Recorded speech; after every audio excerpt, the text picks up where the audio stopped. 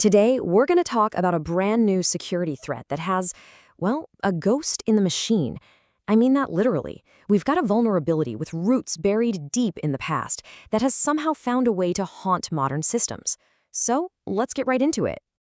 Let me just start with a question for you. Could a piece of technology, something that was designed almost 50 years ago, actually pose a real threat to you right now, today? I know it sounds pretty unlikely, right? But the answer is a big, loud yes. And it all comes down to a protocol that most of us thought was long, long gone. And that protocol is Telnet. Now, for those of you who might not know, Telnet was one of the original ways to log into a computer from far away. You can kind of think of it like an old party line on a rotary phone. Sure, it worked, but there was absolutely zero privacy. Everything you typed, passwords and all, was sent out in the open for anyone to see, which is exactly why it's been replaced by much more secure stuff and is, for all intents and purposes, obsolete. But this ghost from tech's past is precisely why we're here. There's a new vulnerability. Its official name is CVE-2026-24061, and it has dragged Telnet right back into the spotlight, and not in a good way. So what is this CVE exactly? Well, it's what we call an authentication bypass. It's a flaw in a really common set of network tools you find on a ton of Linux systems. The easiest way to think about it is this. Imagine you find the front door to a secure building just completely unlocked. That's this. There's a bug in how the service handles that first connection, and it means an attacker doesn't need a key. No username, no password, they can literally just walk right in. And you know what's really scary? How incredibly simple this attack is. It's basically a three-step process. First, an attacker just has to find a system on the internet that's still running this old Telnet service.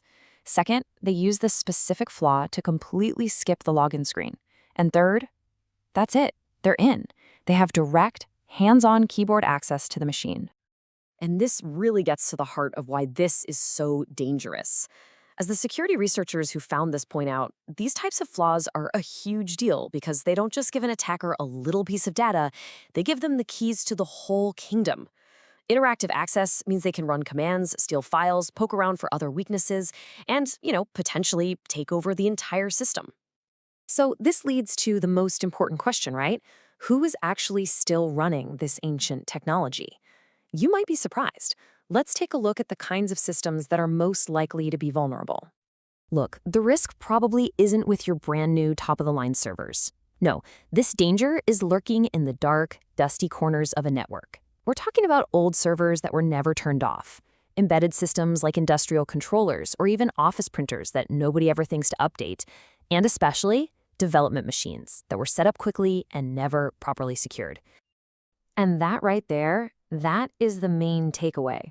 The biggest danger comes from the machines you don't even know you have anymore.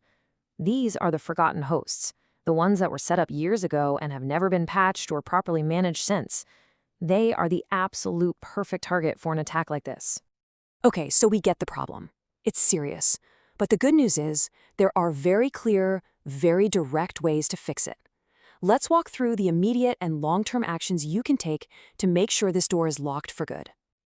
You really got two main options here. First, sure, you can patch the software. You can upgrade it to a newer version where the vulnerability is fixed. But honestly, there's a much better, way simpler solution. Just turn Telnet off. I mean, since the protocol is obsolete and fundamentally insecure to begin with, disabling it entirely is by far the safest and most recommended path for pretty much everyone. And beyond just that immediate fix, this whole thing should really be a wake-up call. It's a great reminder to do a full audit for Telnet anywhere on your network, to update your firewall rules to block these old protocols, and if for some crazy reason you absolutely must use it inside your network, make sure it's locked down tight and you're monitoring it for any weird activity. Which, of course, brings us to the million-dollar question that's on everyone's mind whenever a vulnerability like this drops. Are the bad guys already using it? And the answer, for now, is a very cautious not yet. As of right now, there are no confirmed public reports of this being actively exploited in the wild. But, and this is a really huge but, services like Telnet are constantly being scanned by automated bots all over the world just looking for any weakness. The fact that we haven't seen an attack today doesn't mean it won't be happening tomorrow. So let's just zoom out for a second. This one bug, this one CVE, it's definitely important to fix, but it also points to a much larger and more fundamental lesson in cybersecurity. See, this isn't really just about one flaw in one old piece of software. It's a perfect symptom of a bigger problem with your overall attack surface.